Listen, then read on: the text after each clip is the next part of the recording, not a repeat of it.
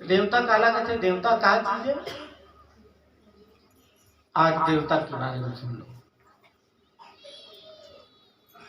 दुनिया में अलग से कोई जितना मानते सब भगवान के वो दूसरा रूप है, दूसरा रूप है, अनेक नाम अनेक रूप में। भगवान न तो नारी के रूप में है न तो नर के रूप में है, ठीक है।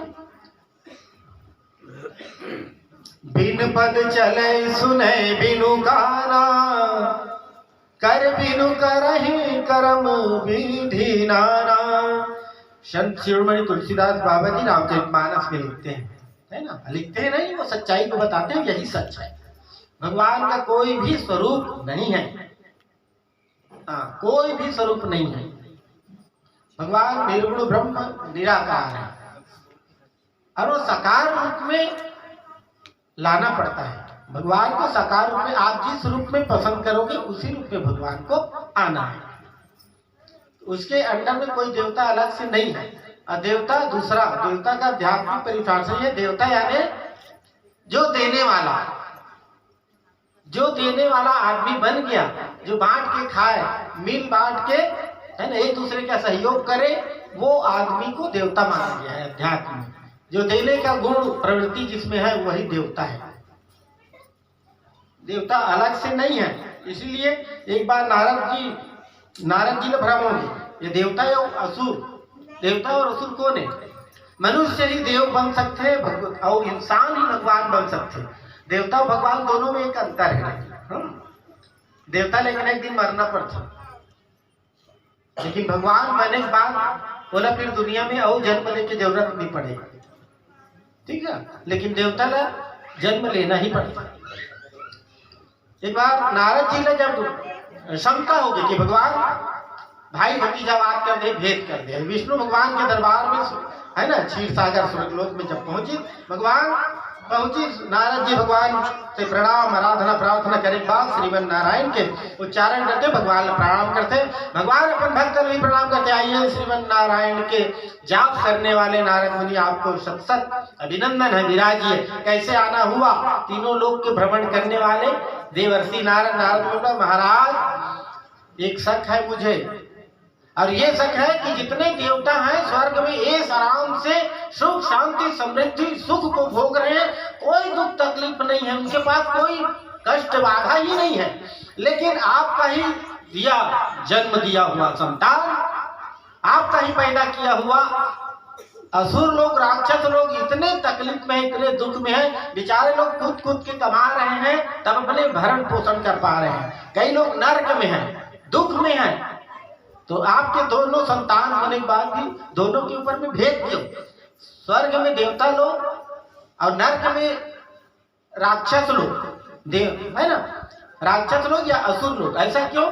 दोनों के एक साधारण क्यों नहीं बना? भगवान बोले कि एक काम करो, इस समस्या का समाधान यदि आपको खोजना है, पाना है, तो पूरे सृष्टि में, है ना, आगामी रविवार को विष्णु भगवान के पावन आंगन में भंडारा का आयोजन है, ये आप निमंत्रण दे दो, जिसमें असुर लोगों को पहला निमंत्रण है। पहले दिन उनका भोजन भंडारा होगा और दूसरे दिन देवताओं कहते देर, भगवान विष्णु के कहते देर, नारद जी ने पूरे तीनों लोक के सारे राक्षसों को निमंत्रण दिया। विष्णु भगवान के घर में रविवार को आप लोगों के लिए भंडारा का आयोजन है, और सोमवार के दिन देवता लोगों के लिए निर्धारित है। असुर लोग आए भगवान के भंडारा में, पंडाल में जब बैठे, और कई प्रकार के जो चाहे वो खाओ, ऐसा भोजन की व्यवस्था भगवान विष्णु ने करवाया। और कराने के बाद भोजन में पंगत लगा, पंगत में परोस दिया गया, और जैसे खाने को हुए उतने समय भगवान विष्णु प्रकट हुए दरबार में। हाँ, असुरों आप लोगों का स्वागत है मेरे दरबार में आने का, भोजन करने का। एक शर्त है भोजन करने से पहले, ध्यान से सुन लीजिए, आप भोजन करें, भोजन तो करना है, और जो आप चाहो वो सब भोजन आपको मिलेगा, लेकिन ये कोहनी मोड़ना नहीं चाहिए, ये शर्त है। ये कोहनी आपको मोड़ना नहीं है, भोजन करना है। भगवान बोल दिए, उसके बाद में निकल गए अपना दरबार, चले गए। अब राक्षस लोग अपनी प्रवृत्ति के, अपने स्वभाव के अनुसार, अब हाथ को मोड़ना नहीं है, वो कोहनी को, कोहनी मुड़ना नहीं है, तो राक्षसी प्रवृत्ति। अब भोजन को वो लोग पांव में खाने की कोशिश किए, पैर से दोनों पैर को, दोनों पैर से अब पतली भात है, दोनों पैर से कर ही तो कर कैसे हो वो भात की दुर्दशा हो। ठीक है ना। पूरे आधा घंटा में तहस नहस, एक भी राक्षस ना तो खा पी सके, न दूसरे खाए न खुद खाए, और जो दूसरे खाए के लायक भी वो भोजन नहीं बच पाए। मतलब इतना छिदिर बिदिर कर कुरा के नष्ट, यानी खुद भी नहीं खाना और दूसरे को भी खाने नहीं देना, ये है उनका असली अर्थ। लेकिन कोई नहीं खाए, नहीं खाने के बाद राक्षस मन जाते थे, बड़ा भगवान बने, बड़ा भगवान बने, न्योता देके बाहर, इसने शर्त रखी, इसने कसम खवाई, नहीं खवाना रही तो नहीं बनाना रही था। मन का अपन गाँव बूढ़ा लाते दादा, अब आए हैं भूखे प्यासे, अब जात हम किसने भूखे प्यासे जात हम, भगवान कहीं के तो राधा ठीक नहीं, एक हाथ को हाथ भगवान ने कई प्रकार के बोला बुला चले गए। दूसरा दिन राक्षस मन के जाए पश्चात सोमवार के दिन निर्धारित में भगवान के दरबार में जब तक देवता मन पहुंची, पूरा अपन विमान में अपन सवारी में वाहन में आई, बैठी, भोजन पोरा से गई, और से के बाद भगवान विष्णु निकल के बड़े प्रेम से, देवताओं आप लोगों का विष्णु दरबार में हार्दिक स्वागत, अभिनंदन, भोजन करें और अपनी पसंद के अनुसार करें, लेकिन भोजन करो तो कोहनी भल्ला नहीं मोड़ना है, ये साथ है, कोहनी नहीं मोड़ना चाहिए। ये जब बोली तो देवता मतलब समझ में आ गई कि भगवान कितना बड़े परीक्षा लिए थे। भगवान परीक्षा हमसे नहीं, मन की देव हमन, तो हमारे मन के माध्यम से भगवान मनुष्य जाति में जो जन्म ले है, मनुष्य संसार में जो जन्म ले है, वो मतलब सिखाए और भगवान हमारे से परीक्षा लेते।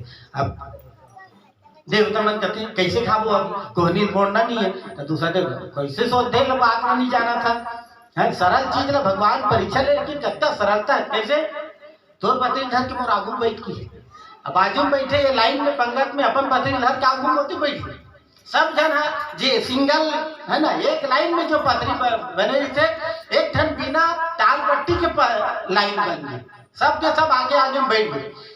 एक देवता अपन बिना हाथ ला मोड़ना नहीं है ना, काला कोहनी ला, तो वो सीधा हाथ में पतरी ला अपन भात में से धरे, ओकर मुंह गोंज दे, ओकर मुंह खवा दे, वो ये ना धरे, ओकर मुंह गोंज दे, दोनों के पेट भर गए, तृप्त हो गए, आत्मा तृप्त हो गई, आप तो प्रसन्न, ओकर बाद आराम से खा पी भगवान का धन्यवाद कर अपन देव लोग चले गए। नारद खड़े मुंह ताकत, नारद ने कहते विष्णु भगवान देख लिया कौन है, राक्षस कौन है और देवता कौन है।